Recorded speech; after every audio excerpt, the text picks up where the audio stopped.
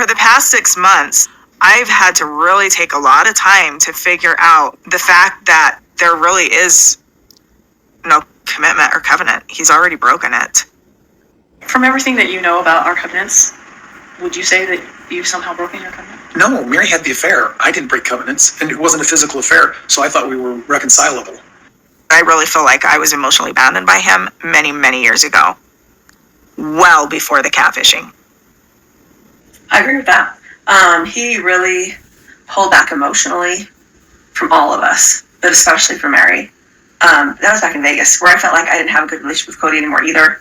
I think for him, he was probably relieved when she said, "Don't come over anymore." So Kody says in this scene, I didn't break the covenant. And yet, he contradicts himself from what he said during his tell-all with Suki recently.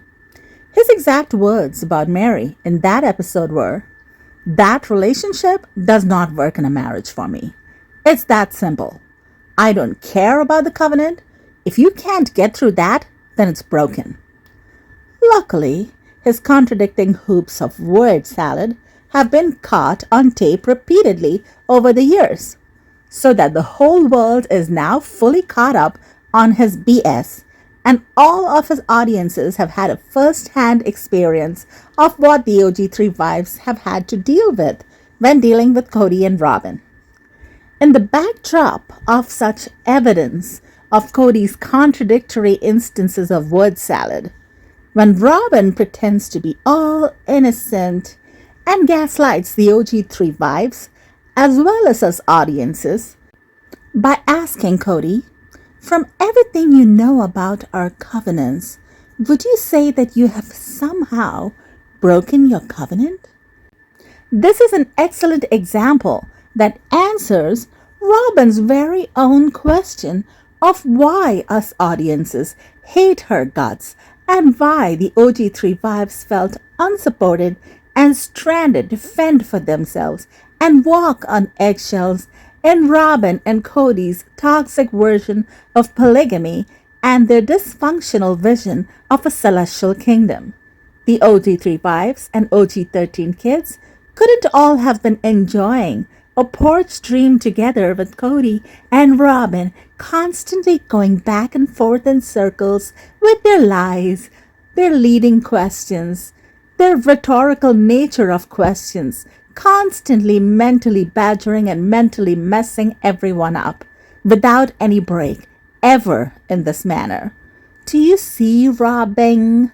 Do you see why everyone hates you? Do you see why the OG3 wives and OG13 kids don't trust you and don't think you really ever wanted a polygamous life or were even capable of living it, let alone letting everyone freely enjoy a mentally, emotionally peaceful moment, let alone long periods of time by the porch with the two toxic idiots like you and Kody? Do you see why Christine could not trust her future with your porch dream and how you would have mentally destroyed everyone on said porch, including the grandchildren? Shame on you, Robyn and Kody. Robyn, you said you fell in love with Kody because of how he treated his OG3 wives.